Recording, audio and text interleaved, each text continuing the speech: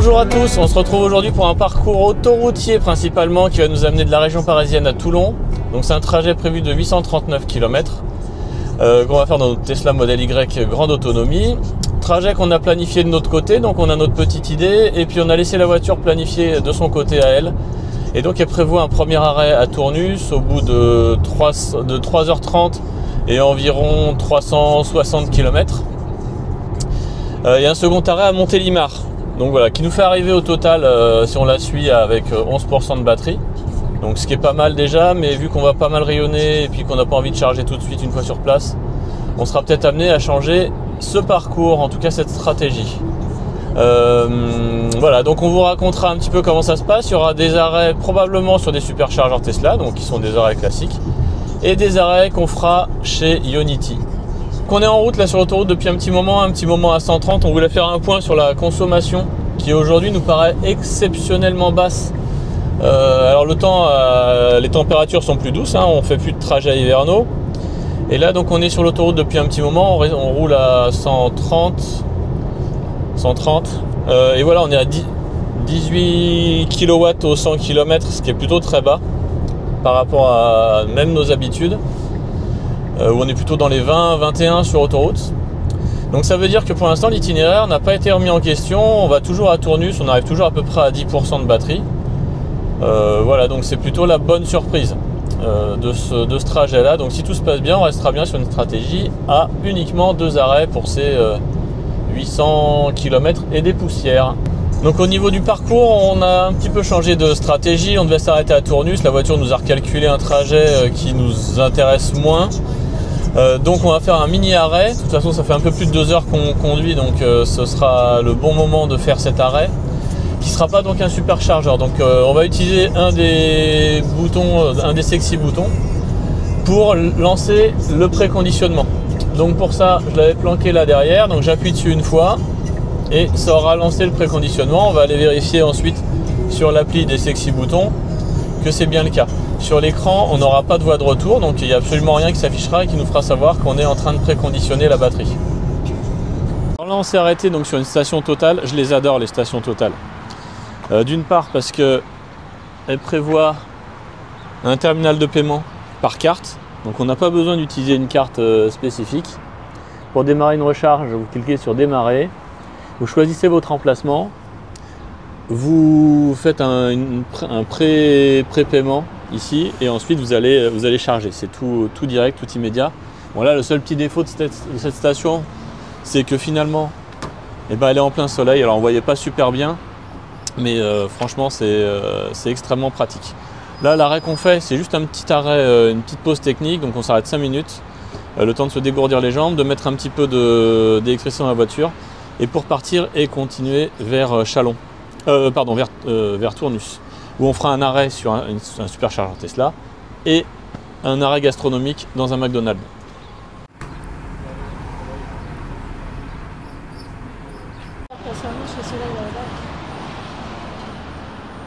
Les bornes totales, elles sont assez monstrueuses. Alors ça, c'est une borne 300 kW en plus. Donc la section du câble, c'est énorme. C'est énorme, je crois qu'il y a du refroidissement dans le câble. Bon là, nous on est arrivé avec une batterie chargée à 41%, donc de toute façon c'est un petit peu du gâchis quand même. Parce que déjà les 300 on les atteint pas. Et on sera même pas à 250. Donc là la voiture vient de recalculer un itinéraire pour Tournus. Donc on arrivera à 7% à Tournus avec ce qu'on vient de mettre. Donc on va s'assurer une petite marge confortable, sachant qu'on est quand même sur autoroute, que l'optimisme que j'avais tout à l'heure est un petit peu retombé. On est retombé dans des consommations normales pour cette voiture, autour de 20-21 kWh au 100.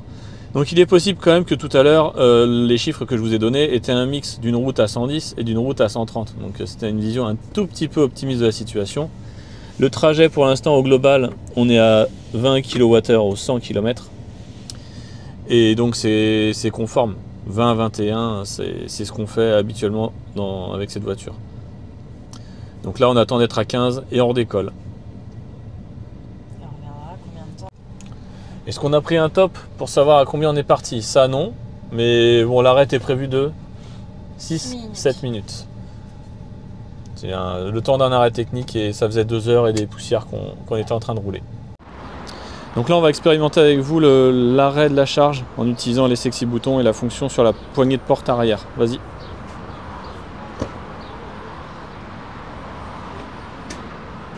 Donc clic, clac, hop. Donc une pression de 4 secondes sur la poignée de porte, ça interrompt la charge, ça déverrouille le pistolet. Donc là on a fait un arrêt comme prévu de 6 minutes. Cet arrêt de 6 minutes, on est passé à peu près de 42 à 55%. Et ça nous permet de rejoindre confortablement Tournus, donc qui était l'itinéraire initial. Bon, finalement cet arrêt nous rappelait quelque chose, parce que c'était un arrêt, on avait voulu s'arrêter cet hiver déjà, sur un trajet un peu ressemblant. Bon, finalement on n'y était pas resté. Voilà, donc Tournus sera accédé, on y sera dans 1 heure, 1 heure et quart. Donc voilà, ce petit arrêt nous a permis de changer de conducteur et de s'oxygéner un peu. Je vais en profiter pour vous montrer le fonctionnement, remontrer le fonctionnement de l'autopilote continu avec les sexy boutons. Ah, moi je suis prête. Donc là on est en autopilote enclenché. Il s'est déclenché, clignotant. On se remet dans la voile, le clignotant s'est arrêté, l'autopilote s'est réenclenché. Donc là, avec vous, on l'avait testé le jour de l'installation, enfin un peu de temps après l'installation, ça nous avait pas mal convaincu sur le petit trajet qu'on avait fait. Franchement, à l'usage, c'est extrêmement, c'est un vrai plus, quoi. On s'y habitue, c'est instantané, extrêmement chouette comme fonctionnalité. Si on pouvait enlever en plus le petit dung dung, là on serait au top. Donc là, ça nous informe qu'on entre dans une zone de contrôle.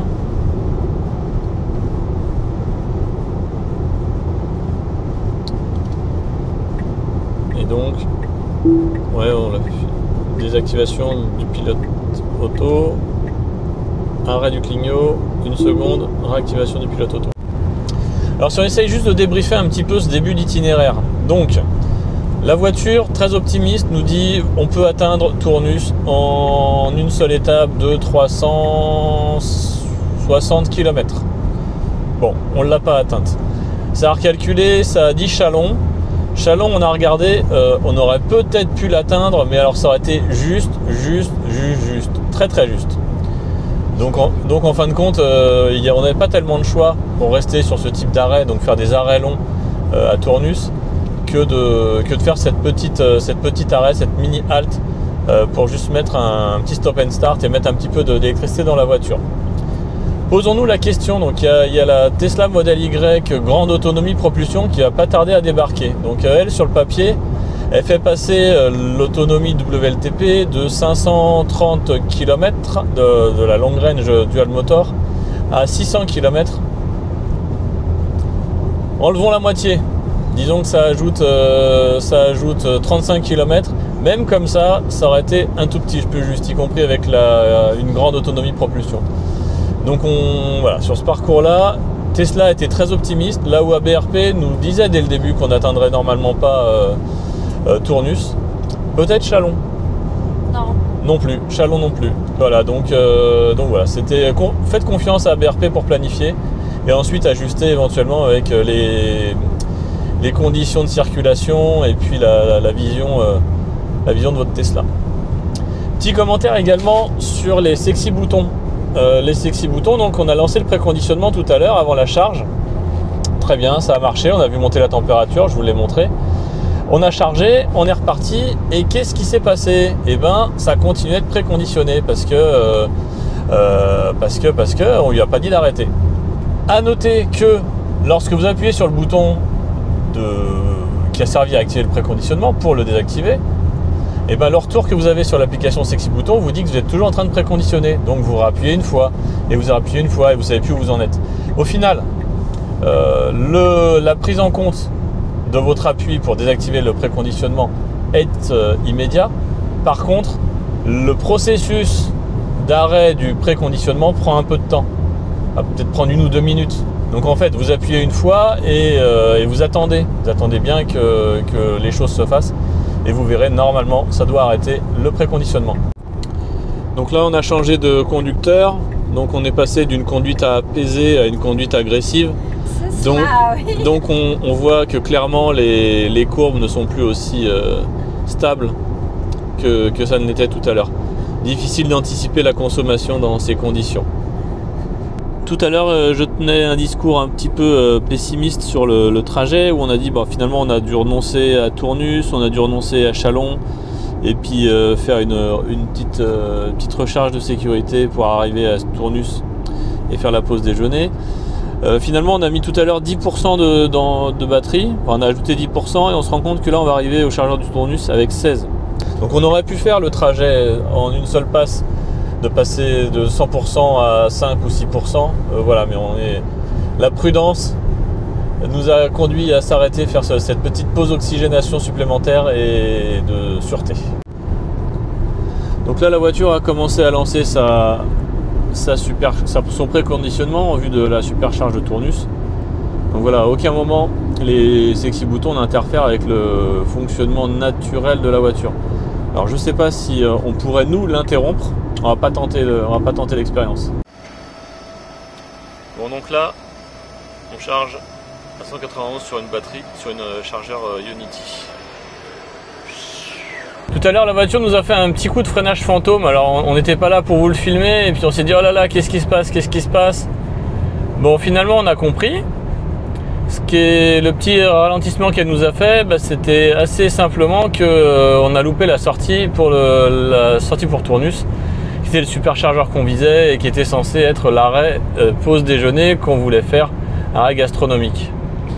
Du coup on a continué sur l'autoroute et on est sorti donc sur une autre aire un peu plus loin et on a chargé donc sur un chargeur Ionity. Il y avait une petite dizaine de bornes, certainement dans les 8 bornes Ionity. Et on s'est arrêté là, donc on a chargé une petite heure à Ionity, donc on s'est arrêté à 10%, on est reparti à 94%. Donc c'était un gros arrêt pendant ce temps-là. On a pu s'arrêter pour déjeuner, donc c'était le but. Et finalement la voiture a eu le temps de charger, donc dans ce laps de temps c'était nickel. Donc, le prochain arrêt est prévu au superchargeur d'Orange, qui se trouve être à l'extérieur de l'autoroute. Nous on fera un dernier arrêt sur l'autoroute, donc ça sera encore une aire. On s'arrêtera à l'aire de Mornas. Donc pour nous ça correspondra à peu près une pause goûter.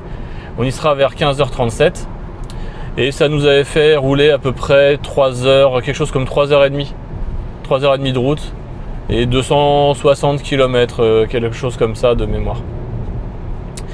Donc voilà, c'est ça la stratégie. Donc ça sera certainement une stratégie à 3 arrêts, un tout petit, un très gros et puis un moyen, parce qu'après on visera d'arriver, bon, on verra ce que nous dit la voiture. L'idée c'est qu'on arrive à destination avec entre 10 et 30% de batterie. Alors on en est où? On est dans les bouchons. Donc les bouchons traditionnels entre Valence et Montélimar en ce samedi de deuxième semaine des vacances scolaires de la région parisienne. Le plan n'a pas changé, on va toujours s'arrêter à l'aire de Mornas, station Ionity. A priori il y a plein de stations, donc ce sera une belle station, on vous fera un petit bout de vidéo là-dessus. Ce sera le deuxième gros arrêt. Ce sera le deuxième gros arrêt qu'on fait et donc qui durera 20 minutes à peu près. Donc c'est l'heure, on y sera autour de 16h, donc ce sera la pause goûter pour nous. On est à quelques minutes, on a une vingtaine de minutes de cet arrêt. C'est donc pas un superchargeur Tesla. La voiture ne nous avait pas encore lancé le préconditionnement pour le superchargeur d'Orange qu'elle avait configuré. Donc là je viens de lancer à la mano avec le sexy bouton le préconditionnement et je le sens dans les pieds que ça commence à s'affoler. Commence à s'affoler à l'avant la pompe à chaleur pour lancer le chauffage de la batterie. Alors on regardera tout à l'heure sur la station à quoi ça ressemble une grosse station Ionity à laquelle on accéderait tout de suite après une grosse période de bouchons. Donc voilà, ce sera intéressant de voir aussi la fréquentation. Alors c'est pas la folie, c'est pas un 15 août, mais c'était quand même dense et on est resté bien 30 minutes, 30 grosses minutes dans les bouchons dans cette zone là, donc c'est fréquenté. Tout à l'heure il y a eu des critiques. Bon bah là la voiture vient de sanctionner le conducteur et force est de constater que c'est pas moi qui suis au volant. Donc ça fait 1 sur 5. Donc on verra aussi tout à l'heure par rapport à cette sanction. Normalement j'avais désactivé les remontées d'informations vers Tesla. Donc c'est compté dans la voiture. On verra quand on sera à destination, je ferai un redémarrage, voir si le fait que, enfin si c'est une information qui reste qu'en local ou qui est quand même et qui peut être resetée par un reset du système multimédia, ou si c'est cuit de chez cuit. On verra ça, mais ce sera arrivé à destination. On va pas bricoler en cours de route. Donc là on est sur une Ionity avec un lecteur de carte bancaire, donc on n'a pas eu besoin de se servir de l'application, mais c'est le même principe, vous branchez, vous payez, il y a une préautorisation, là je ne sais plus combien c'était une quarantaine d'euros, et ça lance la charge. C'est en train de monter gentiment, bon de toute façon il resterait 30% de batterie, donc on est à 175 kW, c'est pas extraordinaire mais ça suffit pour ce qu'on a à faire, et on va rester là une vingtaine de minutes. Temps de la pause goûter.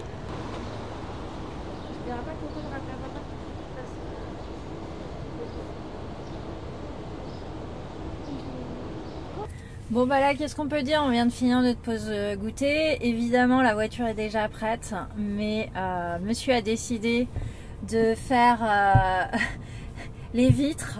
Donc elle sera plus que prête, la voiture. On est vraiment bien.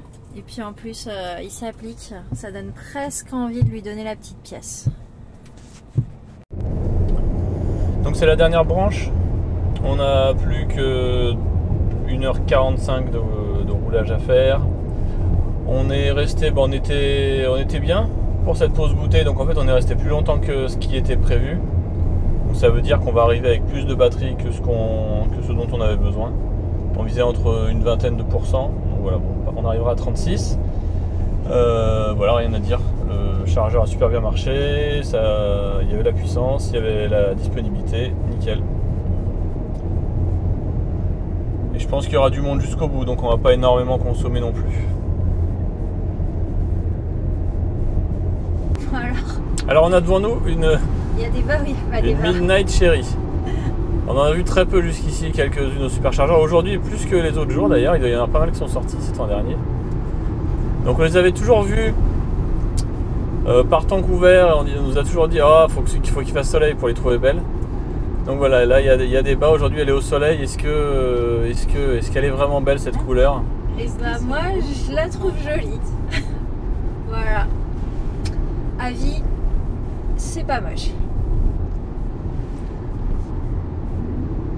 Ouais. Je suis pas convaincu. Et donnez votre avis dans les commentaires sur cette couleur qui est un parti pris. Hein. Il y en a très peu. Forcément, ceux qui l'ont prise, il y en a peut-être parmi vous. Donc dites-nous pourquoi vous en êtes arrivé à prendre cette couleur, sachant qu'il y avait d'autres choix. Pourquoi cette couleur si chère et si discutable? Voilà, n'hésitez pas à donner votre avis. Alors pourquoi on se retrouve? On se retrouve pour faire le bilan. Alors le bilan, on ne le fait pas le jour de notre petit voyage, parce qu'il a fallu qu'on reçoive les différentes factures des différentes recharges. Donc le bilan qu'on va faire là, ça va être un bilan déjà financier. Combien ça nous a coûté de faire ce petit voyage? On a fait 3 charges. La toute première charge qui était faite chez Total nous a coûté environ 8 €. La seconde charge, c'était la plus grosse charge qu'on ait faite du voyage. On s'est arrêté 1 heure dans une station Ionity. Elle nous a coûté autour de 39 €. Et enfin, la dernière charge, c'est une charge qui était une assez grosse charge aussi, qui nous a permis de repartir et de rester avec 30% à l'arrivée, qui nous a coûté 24 €. Donc voilà, on arrive à un total aux alentours de 70 € si on fait la somme de toutes ces charges. À ça, on va ajouter, pour être tout à fait réglo, une charge initiale qu'on estime à environ 5 €, 5,50 €. Donc cette charge initiale, finalement, voilà, ça va prendre en compte tout ce que ça nous a coûté. Donc on arrive dans les 77 € de coût de recharge au global entre la maison et les charges qu'on a faites chez Ionity et chez Total. Alors la question qui revient tout le temps, c'est est-ce que c'est plus économique de rouler à l'électrique ou au thermique? Là en l'occurrence, on a fait un petit calcul. Si on avait comparé avec notre ancien véhicule, qui est un véhicule diesel qui consommait entre 6,5 litres et 7 litres au 100 sur autoroute, et ben ça nous amène à un coût en essence, avec une essence un diesel à 1,80 € le litre, à environ 100 € 100 euros de gasoil, quoi. Donc voilà, 77 euros, 100 euros, on était à 104, enfin ça dépend du... Voilà, à peu près 100 euros. Voilà, ça, on a fait aussi on a fait un choix aussi d'aller charger chez Ionity, chez Total. On a loupé une station de recharge Tesla.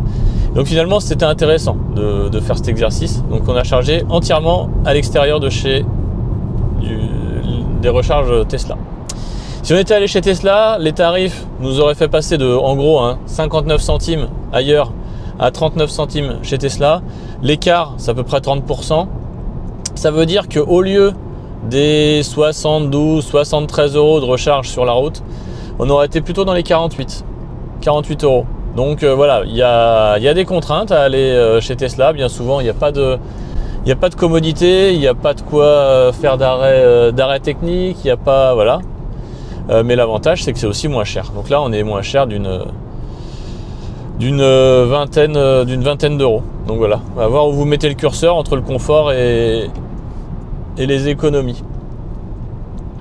Voilà, donc ça c'était les conclusions financières. Après la conclusion du voyage, tout s'est bien passé. Voilà, il y a eu un surcoût en temps qu'on estime à une quinzaine de minutes par rapport à un trajet qu'on aurait fait sans le deuxième arrêt recharge avec la pause goûter. Bon, maintenant 15 minutes sur un trajet qui aura duré une dizaine d'heures, on peut pas parler de contraintes.